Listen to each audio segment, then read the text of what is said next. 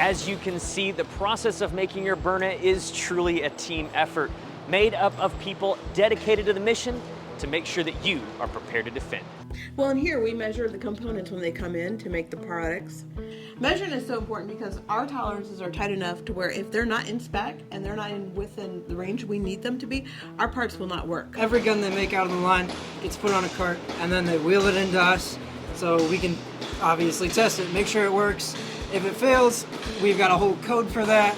If it passes, we throw it right back on the cart. Every single launcher they make out there on the line gets brought in here, and then we test it completely to make sure it works. Here at the station, we'll repair any type of launchers that they build on the line that end up failing through testing.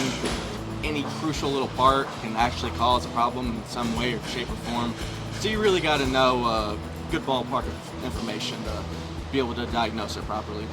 So in our shotgun production area, we will receive in the shells from some of our distributors. We bring them in, we QC them from start to finish. It's all driven by one person. Mass manufactured systems, it's not, I personally feel that they're not as accurate. If this guy can get hands-on with every single round, visually inspect every single round, if there ever is an issue, I can come back to him and say, hey, what was going on? Or what did you see here? We get all of the product out the door here. We're the final line of defense before it becomes self-defense.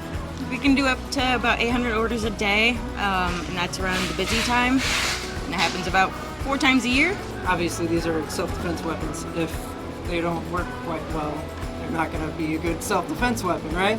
Our testing procedures are pretty thorough, so it's pretty certain it goes through the works before it goes out. It's important to me that when they get this and it fires and works, that's a life and death situation. If they're going to pull this out, I don't look at it as just a hobbyist. I look at it as we are producing something for law enforcement, community, civilians, everything. If I'm going to put something out there with our name on it, it's got to perform right up to standards. And firing in 3.